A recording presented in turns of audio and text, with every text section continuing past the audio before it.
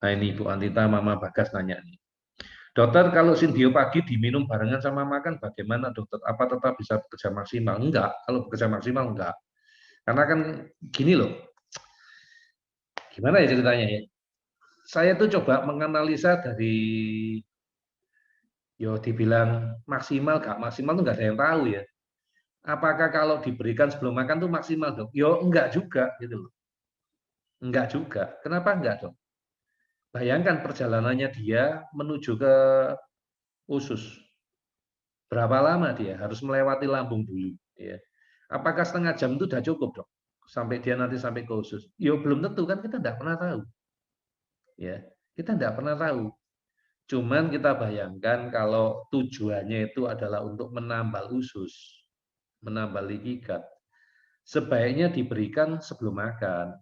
Ya kan untuk nambal kok loh, kalau dikasih bareng, ya kan bareng sama makanannya, berarti tambalannya gak sukses. Ya, jawabannya itu kayak gitulah. Tapi kalau kenyataannya yang kejadian di tubuh seperti apa, kita nggak tahu. Ya. Cuman berdasarkan cerita, oh bayangannya kita kayak gini loh. Tujuannya itu sebelum makan itu untuk nambal. Nah kalau dicampur sama makanan, ya fungsi nambahnya jadi otomatis berkurang. Tapi dok, dibalik dok, kalau sebelum makan tuh apa pasti dijamin maksimal dok? Tidak ada yang tahu. Jawabannya belum tentu. Ya jadi nggak usah terlalu ribet lah ngurusin yang kayak gini, nggak usah ribet. Dulu malah saya sempat dapat ya dari Ibu Puspa ya di Bali ya. Dok, pokoknya tiap pagi dok, jam 5 dok, atau setengah 6, aku lupa jam 5 atau setengah 6 dok. Saya udah gak ngikut aturannya dokter, semua tak masukin sepet dok. Tak masukin sepet semua, sebelum anaknya bangun tak sepetin ke anaknya dulu dok. Jadi aksa, sinbio, enzim semua dicampur disepet dimasukkan ke anaknya sebelum anaknya bangun. Karena kalau anaknya udah bangun dok gak bakal mau minum suplemen. Ya buktinya anaknya progres ya. Oke. Ya, jadi gak usah heboh ya, dikerjakan aja. Ya Tuhan tahu lah, kita masih punya usaha ya pasti ada hasil.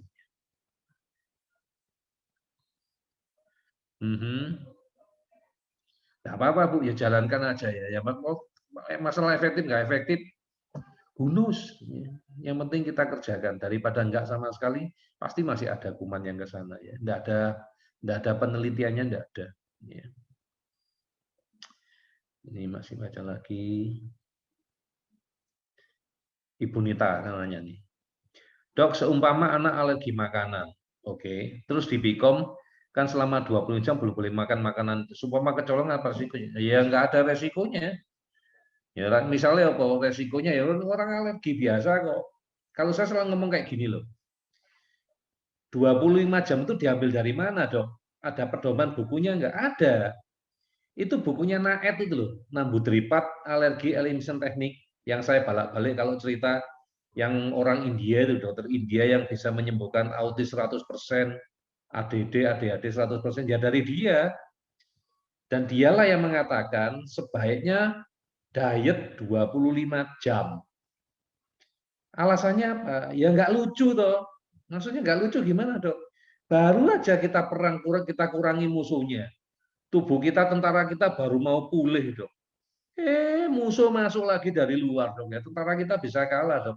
Berarti terapinya tidak efektif. Itu dasar alasan dari dokter Nambudripat. Gitu ya. Jadi ya kita ya karena ada bukunya dan penjelasannya menurut kita masuk akal ya kenapa tidak kita ikuti kalau kita bisa dietkan 25 jam. Nah, tapi kenyataannya Bapak Ibu, kenyataannya India kalau anak muda gede, udah bisa dikasih makanan pengganti. Kebayang nggak orang namanya alergi itu ada yang alergi dari lahir.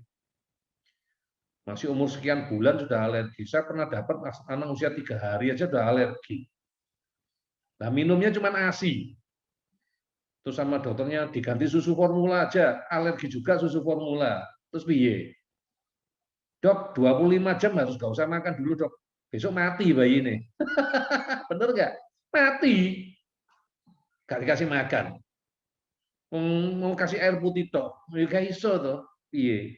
Ya. Jadi menurut saya ya ini adalah acuan dari dokter Nambudripat. Oke. Muncul dong reaksi alerginya. Kalau saya ngomong paling, ini kan nggak ada yang pernah duga tuh derajat alergi juga macam-macam. dari paling ringan sampai paling berat. Kalau terapi BICOM-nya biasanya 1 kali, bisa 2 kali, bisa jadi 3 kali. Apakah dijamin dok bisa nambah terapi BICOM-nya? Belum tentu juga, nggak ada yang tahu. Kan ada faktor lain lagi yang mengatakan tergantung sensitivitas tubuh dari pasien. Jadi nggak usah cemas gitu loh. Kalau gitu aja dok, nggak peduli alergi nggak alergi, habis terapi dimakan lagi. Yo kalau bisa dihindari, dihindari. Termasuk kalau kita ngikutin buku ya, ngikutin buku yang benar ya, punyanya Dokter Inge siapa namanya ya? Inge Jung apa siapa? Inge Jung kalau nggak salah namanya, dia orang Sweden ini. Dia ngomong harus diganti. Jadi kalau dia tuh keras orangnya. Kalau kamu mau sembuh, yuk pola hidupmu harus diganti. Kamu nggak boleh makan lagi namanya junk food itu sama sekali nggak boleh makan. Kamu nggak boleh makan lagi yang namanya wheat atau terigu, nggak boleh. Kamu nggak boleh makan lagi sayuran-sayuran biasa. Kamu harus makan organik. Waduh, iya kan? Ya saya ngomong, waduh. Ya memang teorinya begitu. Itu teknologinya dia. Nah, saya coba apa ya yang bisa kita lakukan yang masih kita tidak memberatkan di mana-mana. Nah, yang cara inilah yang bisa kita lakukan, Bapak Ibu. Ya, ya sudahlah, kita lebih banyak fleksibelnya, nggak repot. Kalau benar-benar mau dikerjakan ya silakan. Tapi terus terang apa yang saya lakukan, yang saya jalani, ya yang saya kerjakan untuk Bapak Ibu. Ya, saya nggak pakai diet. Saya 25 jam habis terapi saya juga nggak puasa 25 jam. Ya, itu yang saya lakukan. Ya. Bukan berarti Bapak Ibu kerjakan yang seperti saya lakukan, enggak. Paling enggak saya lihat efeknya kayak apa sama saya. Ya, gitu. Ya. Ya, resikonya alerginya timbul ya. Gitu. Ya. Ini yang mau nanya lagi Ibu Ida Pontianak. Oke. Dok, nanya tentang penyimpanan suplemen.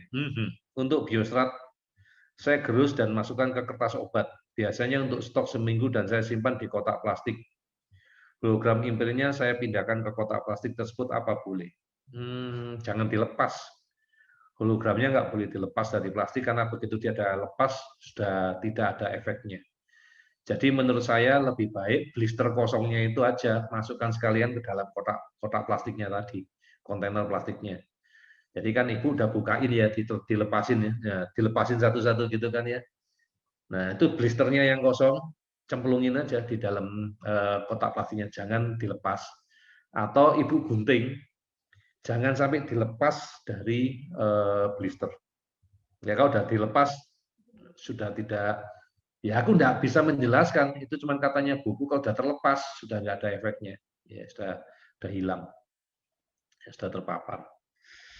Oke, jadi dimasukkan sama itu. Untuk Synbio saya buka dari kemasannya, kapsulnya saya masukkan ke botol Ultra Care enzim yang sudah kosong. Hologram enzimnya saya ganti hologram Synbio apa sama ya. Hologramnya sama ya. Jadi kalau yang di enzim tadi botolnya boleh dilepas, kemudian yang di kotak Synbio atau yang ada di namanya strip ya itu ya. Bukan blister tapi iya itu strip ya kalau nggak salah namanya strip. Stripnya itu dipotong ya, dipotong kemudian dimasukkan ke dalam botol ya. Oke, gitu caranya. Peraturan dari Mata Hati Surabaya ternyata sudah saya mute semua ya, jadi mereka juga nggak bisa ngomong ya, nggak tak kasih izin lah gitu unmute. Dokternya sadis. Oke, ya nggak apa-apa. Nah ini Mama Yoyo lagi ya. Aku nggak tahu. Balik-balik kalau Mama Yoyo ngetik ya, kalau itu jadinya kalua. Aku udah berapa kali memperhatikan ya. Mungkin tangannya terlalu cepat ya. A sama U padahal jauh loh.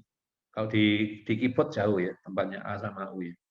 Dok kalua ya, kadang perut tiba-tiba kayak besar kembung gitu. Lalu saya kasih enzim 1 tablet, Yoyo langsung BAB terus udah enakan. Itu apa berarti kekurangan enzim saat makan sebelumnya? Iya, iya, ya bisa. Bisa karena kekurangan enzim karena apa? Sisa makanan tadi tidak tercerna dengan baik memproduksi gas. Iya. Tapi kalau ternyata ada bau, ya baunya cukup busuk, ya bukan bau fermentasi. Kalau bau fermentasi itu manis ya, kayak bau gula, kayak bau alkohol gitu. Itu artinya dari makanan yang dicerna sama bangsanya ragi. Tapi kalau dari bau yang busuk itu dari disbiosis. Ya. Jadi ini jawabannya benar. Oke. Lanjut lagi.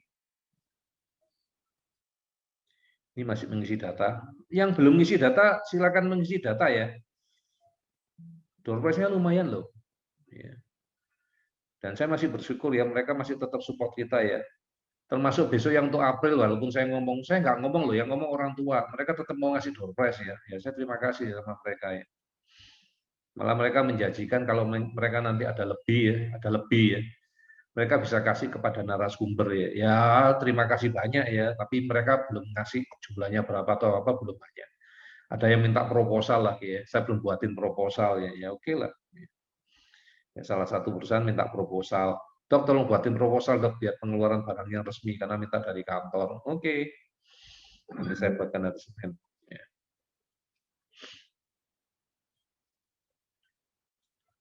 Set Nana, maaf dokter izin bertanya untuk terapi Bicom jarak jauh gambarannya seperti apa? Aku nggak cerita di sini karena sudah ada di video. Ya, silakan ditonton di videonya penjelasannya sudah cukup lengkap ya. Bicom jarak jauh jelasin lagi capek ya. Jelasin nggak ya? Ya intinya sama aja lah ya. Ya terapi Bicom orangnya nggak perlu datang ya. Kita cuma mengerjakannya pakai sampel darahnya dia karena kita percaya DNA-nya ada di sana. Itu doang lah ya jelasnya. Kalau detailnya ada di video ya. Susah ngomong kalau Bicom jarak jauh itu. Mirip-mirip kayak hipnoterapi kalau kata Bu Mevi ya. Nanti kalau misalnya belum jelas untuk Setnana, silakan hubungi Bu Mevi ya biar dijelaskan sama Bu Mevi. Kalau saya jelasinnya roto-roto kalimatnya roto-roto apa ya negatif ya. Jadi kalau di Bu Mevi kalimatnya positif ya. Oke. Bu Lucy, halo Bu Lucy. Ya. Dok, maaf, seminggu ya. Seminggu lalu anakku sedikit terganggu tidur ya. Lalu kami kasih video menjelang tidur. Alhamdulillah tidur pula sampai pagi. Ini mulai lagi malam tadi saya kasih video jelang tidur, tidur kembali terganggu sebentar bangun. Kenapa ya dok? Bisa loh karena disbiosis ya.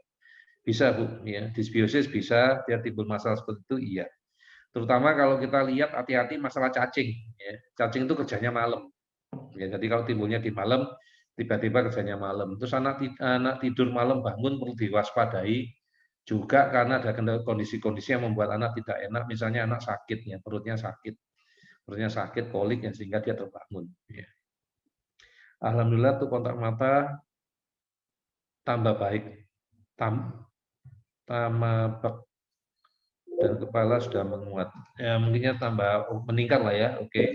Mohon doanya ya kita selalu doakan ya anak-anak kita selalu progres dan kita selalu berdoa mudah-mudahan dengan adanya anak-anak Bapak Ibu yang progresnya luar biasa ini kita juga bisa membantu orang tua yang lain ya.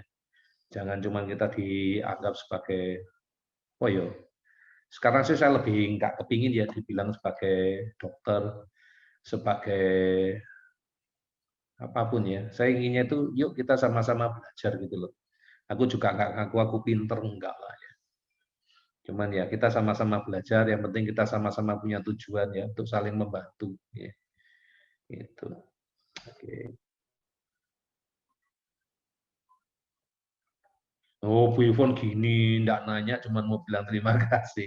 Sama-sama Bu Ivon, terima kasih kembali. Mudah-mudahan nanti Bu Ivon juga mau jadi narasumber ya. Ini kebetulan kalau dari postingan terakhir, pokok aku senengnya ya, kalau aku tuh merasa dengan kalian tuh walaupun mungkin nggak pernah ketemu muka ya, mungkin juga nggak pernah ngobrol secara pribadi, hanya baca postingan kalian ya.